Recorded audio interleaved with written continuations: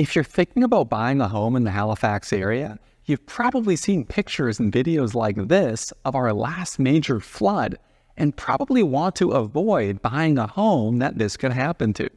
Well, if that's the case, then you'll probably want to watch this video. Hi, my name is Chris Melnick and I'm a realtor in Halifax, Nova Scotia. Today, I'm talking about how to buy a home while avoiding future flood damage. And I'm going to be breaking this down into 6 different things to think about when looking at homes. And this just has to do with heavy rains and floods. Technically, pipes could burst, appliances could break and flood, bathtubs or toilets could overflow, but that's just a different discussion. Before I get to that, I'll briefly talk about the 3 ways water can get into a home. First, either through a crack in the foundation. Second, a crack in the slab, which with hydrostatic pressure can cause water to come up through the floor. Or 3, some sort of plumbing backup, which forces water back through the pipes into your basement. So to begin, number 1, the location of the land. This is probably the most obvious one, but avoid floodplains and areas that are known to flood. These areas are very well documented. I'll put some resources in the description, but you can usually just Google floodplain map of the area you're interested in to find out more. Because some homes are just known to flood, yet unsuspecting people still buy them. Even many insurance companies won't insure these homes against flooding because they know the risks. So if you do have an issue with flooding later on, you'll be on your own. Number 2, the topography of the land. When it rains, water flows downhill. So ideally, if you had a choice, the best configuration of a home on land would be a home at the top of a hill. Next would be a home on relatively flat ground. Then a home on a bit of a slope. And lastly, a home at the bottom of a valley. Now, none of these configurations have to be deal breakers, which we'll talk about later, but it's something to think about. Number 3, the age of the building.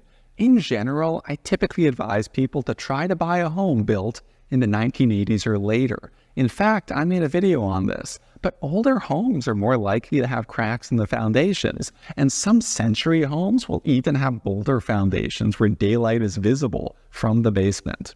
What this means is that if there is a heavy rain, cracks or gaps could let water into the home. Now, a newer home is less likely to have these issues. Number 4, a history of prior damage. Since history will likely repeat itself, knowing about the prior water damage history of a home can help indicate if it'll be a problem in the future. In fact, there's a specific question about this in the property disclosure statement. Sometimes homes that look like they're going to have water issues just don't.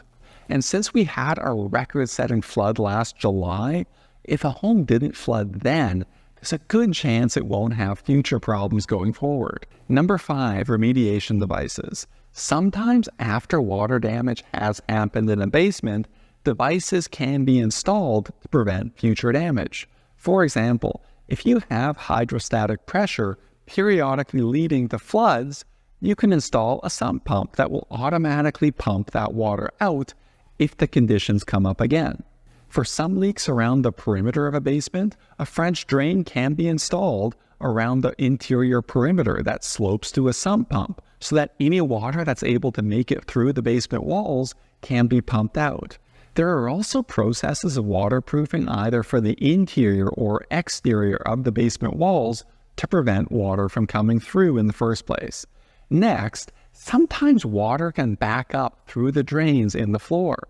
So to remedy this, backflow valves or check valves can be installed to fix this issue. Finally, sometimes cracks can let water through in certain circumstances, which companies can individually fill and waterproof. So if there was a problem and it's been fixed, it can give you confidence that it won't happen again. Number 6, design of the structure.